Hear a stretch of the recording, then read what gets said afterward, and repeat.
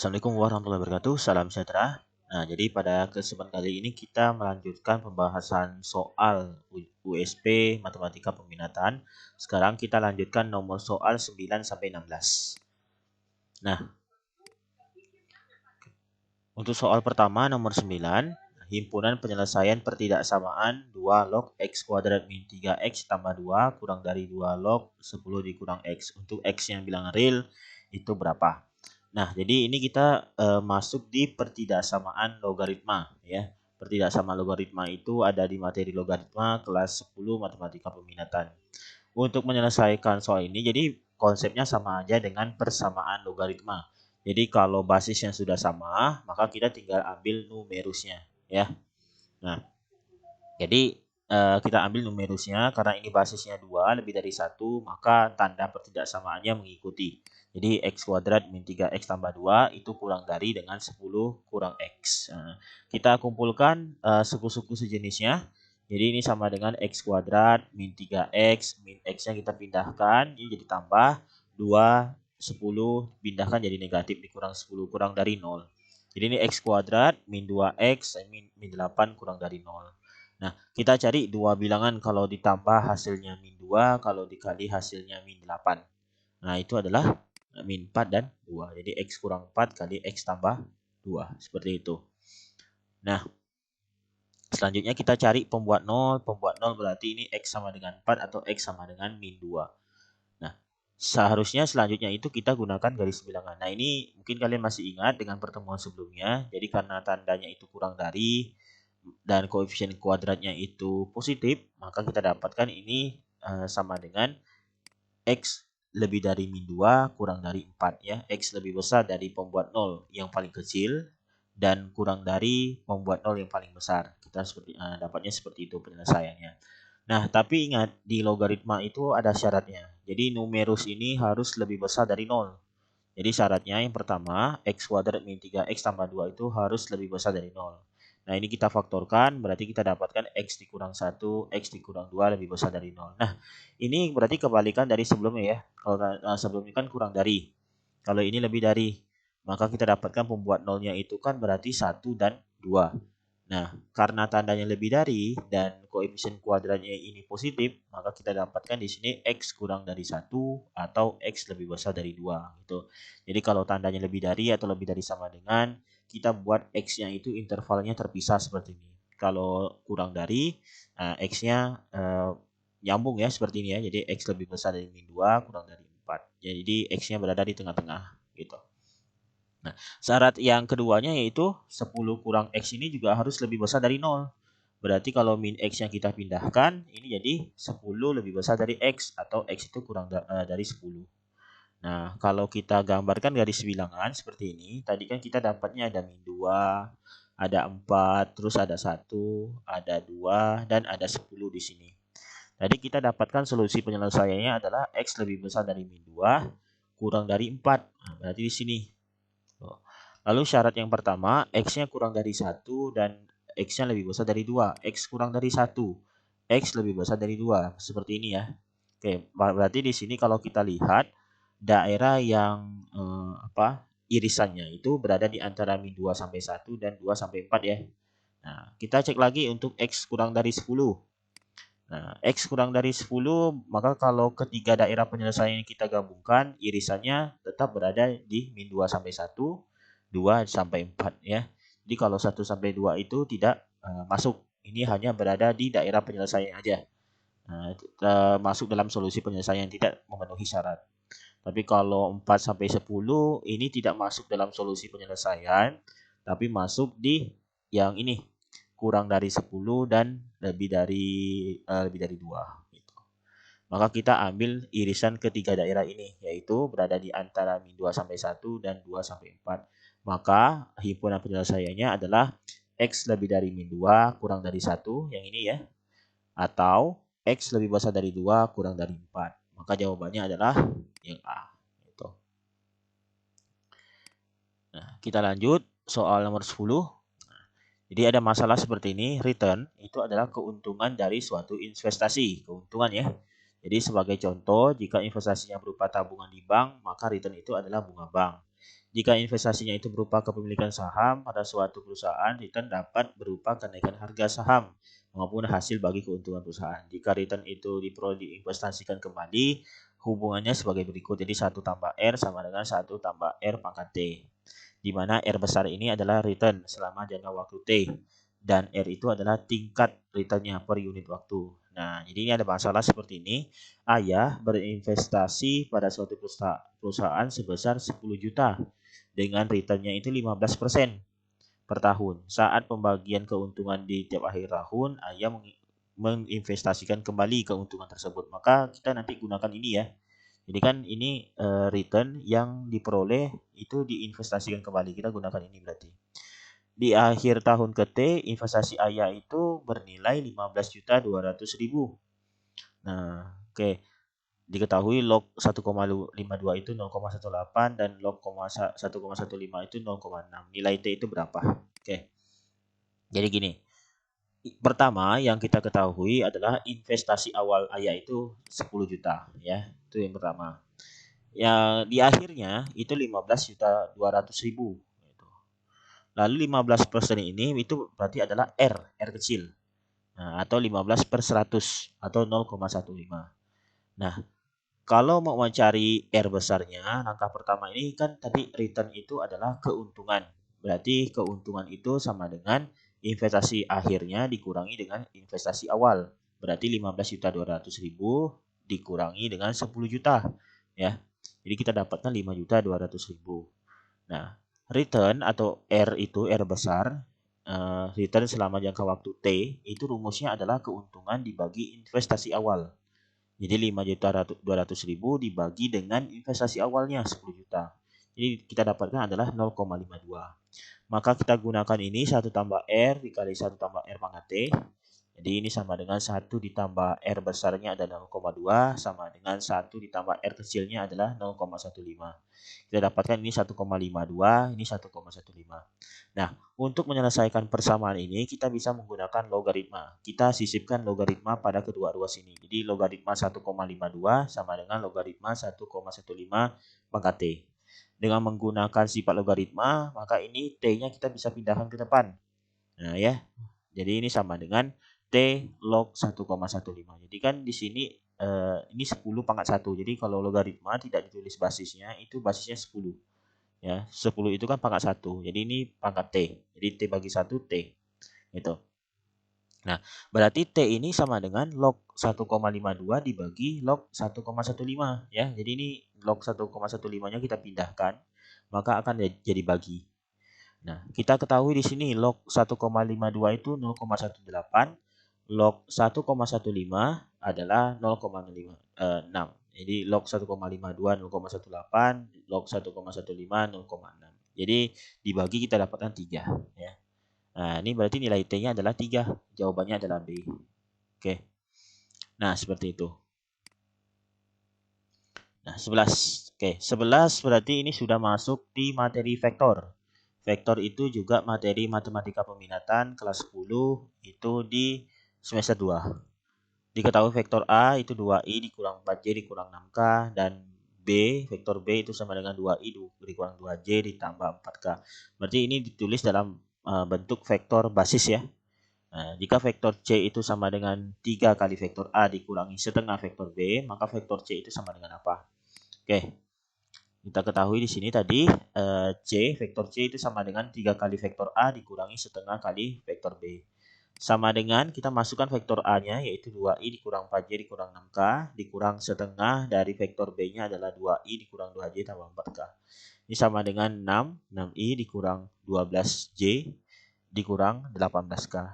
Ini setengah dikali 2i jadi i ya, jadi negatif kali ini jadi negatif.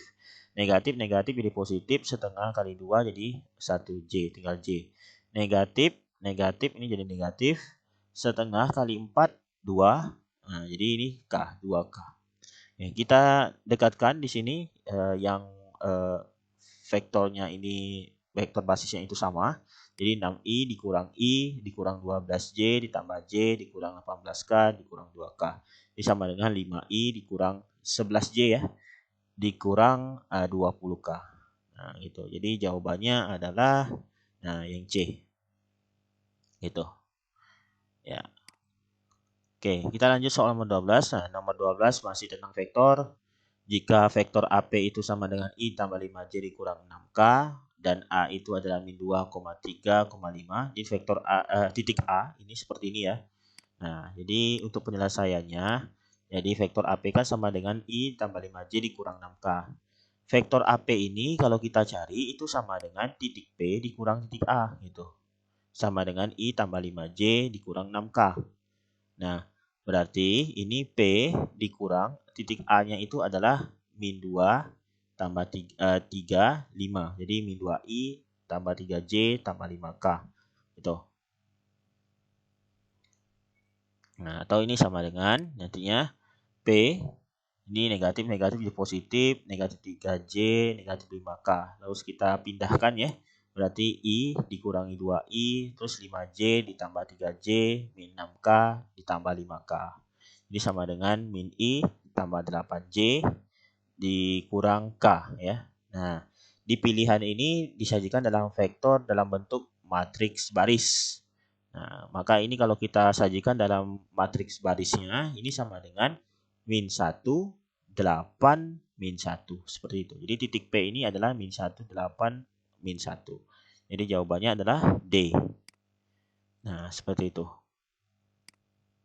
Oke.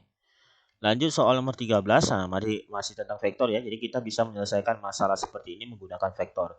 Jadi diketahui titik A itu 4, 9, min 8 dan B itu adalah negatif 4, negatif 3, 4. Titik P itu membagi AB di dalam dengan perbandingan 1:3. Koordinat titik P itu seperti apa? Oke. Jadi ilustrasinya seperti ini ya.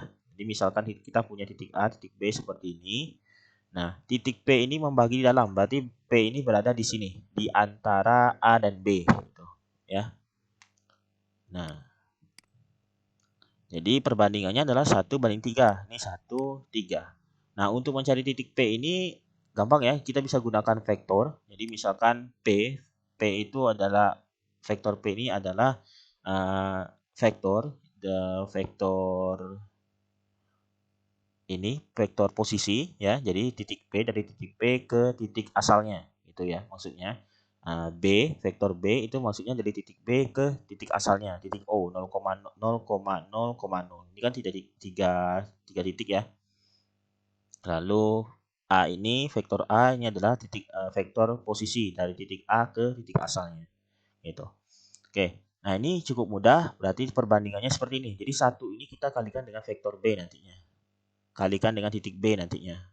Nah, lalu ditambah dengan 3 dikalikan dengan vektor A. Dibagi dengan 1 tambah 3. Nah, sama dengan 1 dikali vektor B, berarti ini langsung aja ya. Kita ambil ini min 4, min 3, 4. Seperti itu. Karena titik asal itu 0,0,0 gitu. Jadi min 4 dikurang 0, min 4. Min 3 kurang 0, min 3. 4 dikurang 0, 4. Seperti itu. Jadi vektor B itu sama aja dengan titik B-nya. Jadi vektor B ini adalah vektor posisi tadi. Titik asalnya itu 0,0,0. Ditambah 3 dikali vektor A adalah 4, 9, min 8 per 1 tambah 3. Ini kalau 1 dikali min 4, min 3, 4 jadi tetap ya. Nah, sedangkan kalau kali 3 ini jadi 12, 27, min 24. Nah, untuk penjumlahan vektor berarti kita jumlahkan aja dengan yang seletaknya. Jadi min 4 tambah 12, 8, min 3 tambah 27, 24. 4 ditambah min 24 adalah min 20. Nah, ini atau ditulis sama dengan 1/4 dari 8, 24, min 20. Sama aja ya. Nah, berarti kita bagi, ini berarti sama dengan 2, 6, min 5. Nah, ini kalau disajikan dalam vektor kolom, seperti ini, 2, 6, min 5. Kalau baris, berarti jawabannya adalah C. Nah, seperti itu ya. Oke, nomor 14. Diketahui segitiga KLM dengan K-nya itu adalah 0, 1, 4, L-nya 2, min 3, 2, dan M-nya itu min 1, 0, 2. Besar sudut KML itu berapa? Nah, jadi kita gambarkan dulu, coba. Nah, misalnya kayak gini. Yang ditanya itu adalah besar sudut KML. Berarti di sini. Nah, jadi kita bisa gunakan vektor. Jadi pertama kita cari vektor MK. MK seperti ini ya. Dari M ke K. Nah, vektor MK misalkan itu adalah vektor A. Vektor MK berarti sama dengan K dikurang M. titik K itu adalah 0, 1, 4 dikurang M-nya itu adalah min 1, 0, 2. Jadi 0 dikurang negatif 1 adalah positif 1. 1 kurang 0, 1. 4 dikurang 2, 2. Kita sudah dapat vektor A-nya. Nah, lalu ML. Nah, ini ML. Vektor ML. Misalkan itu adalah vektor B. Ini sama dengan L dikurang M. Berarti titik L-nya adalah 2, min 3. 2, M-nya adalah tadi sama, min 1, 0, 2. Jadi 2 dikurang negatif 1 adalah 3. Min 3 kurang 0, min 3. 2 dikurang 2, 0. Nah, untuk mencari besar sudutnya, ini sama dengan seperti ini. Jadi cos alfa, ya. Cos alfa sama dengan perkalian antara vektor A dengan vektor B dibagi dengan panjang vektor A dikali dengan panjang vektor B. Jadi sama dengan vektor A itu tadi 1, 1, 2. Vektor B adalah 3, min 3, 0 dibagi dengan akar dari panjang vektor A itu berarti akar dari 1 kuadrat tambah 1 kuadrat tambah 2 kuadrat. Nah, itu cara mencari panjang vektor A. Dikali dengan akar dari 3 kuadrat ditambah min 3 kuadrat ditambah 0 kuadrat. Ini sama dengan 1 kali 3, 3. 1 kali min 3, min 3. 2 kali 0, 0. Nah ini berarti 1 tambah 1 tambah 4. Nah, ini 9 tambah 9 tambah 0. 3 kurang 3 tambah 0 jadi 0 ya. Ini akar 6, akar 15. Nah, dah. Ini kan 0 dibagi dengan akar 6 dikali akar 15. Jadi 0 dibagi berapapun kecuali dirinya sendiri, hasilnya adalah 0. Nah, seperti itu. Jadi cos alfa itu sama dengan 0. Jadi cos berapa yang 0? Itu adalah cos 90. Jadi alfa itu sama dengan 90 derajat ya. Nah, jadi jawabannya adalah D. Gitu. Oke, 15. Jika vektor C itu adalah vektor proyeksi ortogonal. Jadi ortogonal ini maksudnya tegak lurus ya. Dari vektor A seperti ini terhadap vektor B, maka vektor C itu sama dengan apa? Oke. Nah, jadi gini. Untuk mencari vektor proyeksi ortogonal dari vektor A terhadap vektor B, kita bisa buat seperti ini. Jadi vektor C itu sama dengan vektor A dikali vektor B dibagi dengan panjang dari vektor B dikuadratkan dikalikan dengan vektor B. Sama dengan vektor A adalah 2, min 3, 4. Vektor B adalah min 1, 2, min 1. Dibagi dengan panjang dari vektor B lalu dikuadratkan berarti akar dari min 1 kuadrat ya. Ditambah 2 kuadrat ditambah min 1 kuadrat. Dikali dengan vektor B-nya adalah min 1, 2, min 1. Nih, perkalian vektor berarti 2 kali min 1 min 2, min 3 kali 2 min 6, 4 dikali min 1 min 4. Dibagi, nah ini kan kuadrat ya, kuadrat dari akar. Berarti akarnya nanti hilang. Jadi kita fokus di dalam akarnya ini aja. Jadi akarnya udah hilang ya. Jadi kalau 1 tambah 4 tambah 1 kali vektor B-nya min 1, 2, min 1. Ini kita dapatkan adalah min 12 dibagi 6. Min 1, 2, min 1. Ini min 2 dikali min 1, 2 min 1 berarti min 2 dikali min 1 adalah positif 2, min 2 kali 2 adalah min 4, min 2 dikali min 1 adalah positif 2. Jadi jawabannya adalah nah yang D. Ya. Nah, seperti itu. Oke, terakhir. Nah, oke, ini masih tentang vektor ya. Pada persegi panjang OACB, D adalah titik tengah OA.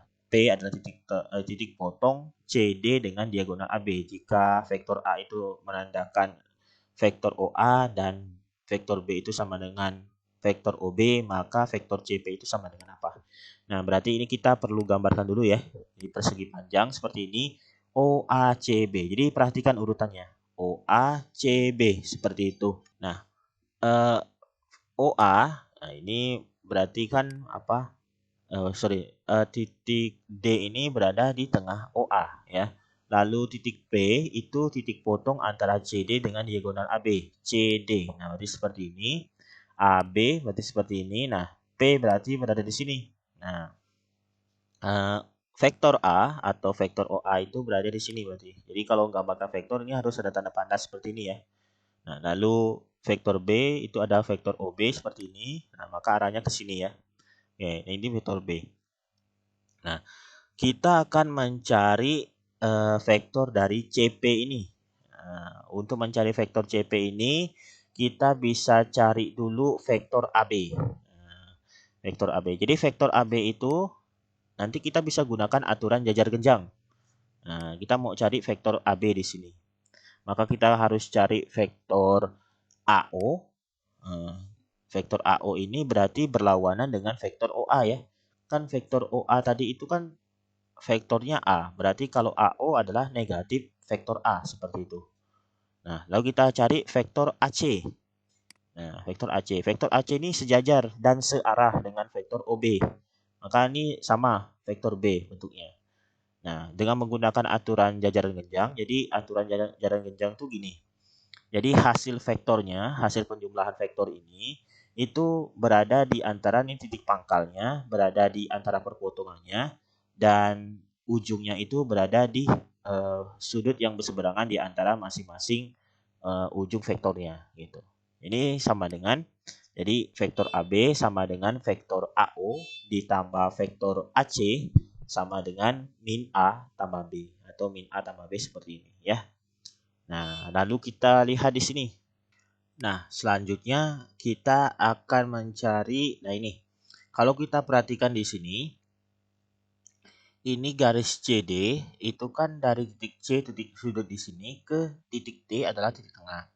Andaikan kita buat garis yang sejajar dengan CD ini, berarti dari titik O di sini, ya, maka ini sama dengan kita peroleh garis yang sejajar. Maka garis AB ini terbagi menjadi 3 bagian sama besar gitu. Nah, karena ini 3 bagian sama besar, maka kita bisa tahu nih vektor AP itu sama dengan berapa. Nah, berarti vektor AP itu sama dengan sepertiga dari vektor AB seperti itu. Nah, sepertiga dari min A tambah B. Berarti sama dengan min sepertiga A ditambah sepertiga B. Gitu. Nah, jadi lalu dengan menggunakan aturan segitiga untuk mencari vektor CP ini, nah, nanti sama dengan nantinya vektor CA, jadi CP itu sama dengan nantinya vektor CA ditambah vektor AP gitu. Nah, CA ini kan berarti berlawanan dengan vektor OB. Jadi ini sama dengan negatif dari vektor B.